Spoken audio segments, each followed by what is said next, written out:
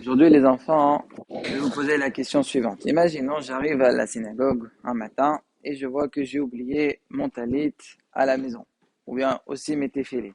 Et je vois là, ici, il y a marqué, il y a un talit, il y a des téfilines, et elles appartiennent à, par exemple, Reuven Ben Shimon. Est-ce que j'ai le droit de les utiliser, oui ou non? Oui. Alors, tu dis oui, mais à condition que tu les remets bien à leur place.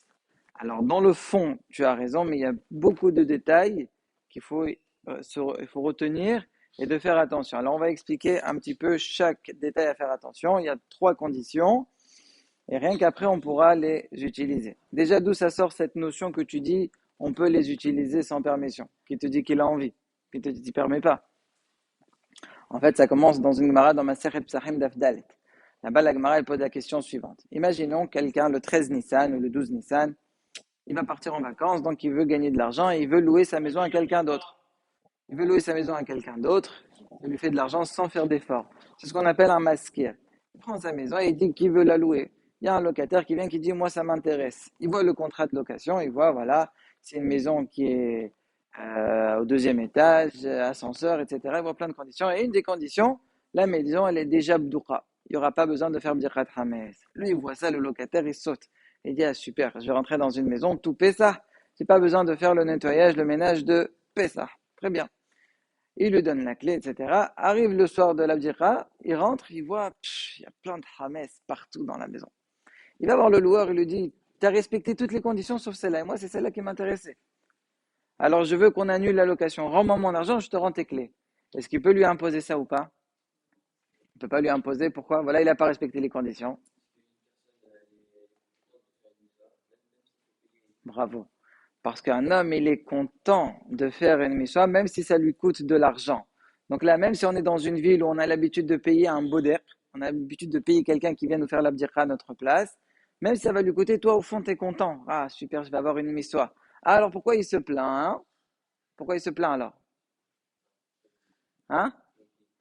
Non, parce qu'il a trouvé certainement une meilleure maison, au même prix ou même moins cher, donc il veut se rétracter. Il essaye de trouver un prétexte, il dit, ah voilà, tu n'as pas respecté cette condition. Mais dans le fond, en tout cas, bah, il dit, c'est sûr que ça le dérange pas, donc il ne pourra pas se rétracter. Donc de là, on a appris la notion, ni hale li ni shlichayomem soit begoufé afilo bemamone.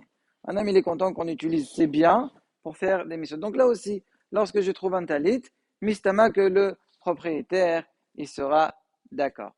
Alors maintenant, j'ai dit qu'il y a trois conditions. La première condition, c'est que ce soit be'aklai. Be'aklai, ça veut dire de manière ponctuelle. Une fois, j'ai oublié. Mais si quelqu'un dit de toute façon, tous les jours, il y a un talit ici, il prie au minyan de 7 heures, à 8 heures, il n'est pas là, c'est bon, je peux l'utiliser. Pas du tout. De manière régulière, c'est interdit. Même de manière ponctuelle, il y a une deuxième condition. C'est quoi la deuxième condition? C'est que tu es sûr de pouvoir le remettre dans le même état que tu l'as retrouvé. Tu sais plier le talit, tu sais plier les tuilines, tu sais faire ce qu'il faut faire. Aussi, il faut que le baralim ne soit pas à côté. Si par exemple le propriétaire est dans la petite choule, comme j'ai dit, il prie au premier minyan, à l'époque où il priait là-bas, tu peux être mévarer, tu peux voir tout de suite est-ce qu'il est marqué ou pas.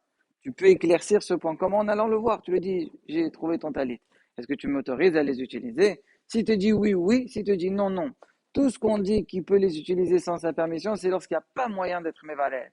Par exemple, tu n'as pas son numéro de téléphone, tu l'as appelé, il ne répond pas. Donc là, il n'y a pas moyen.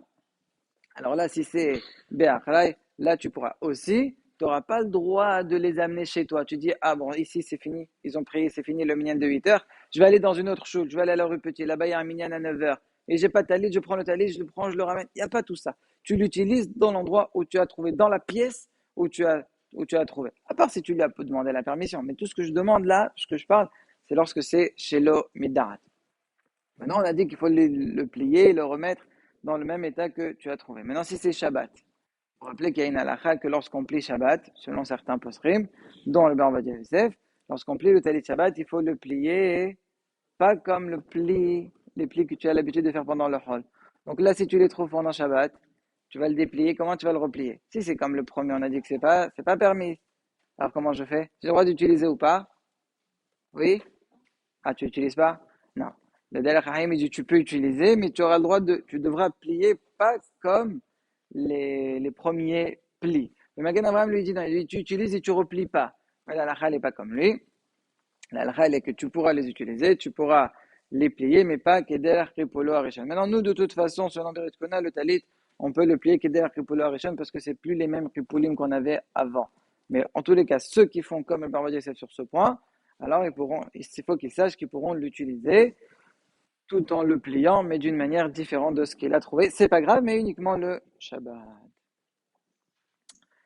On fait les télim. Ah non, d'abord la Télim d'abord.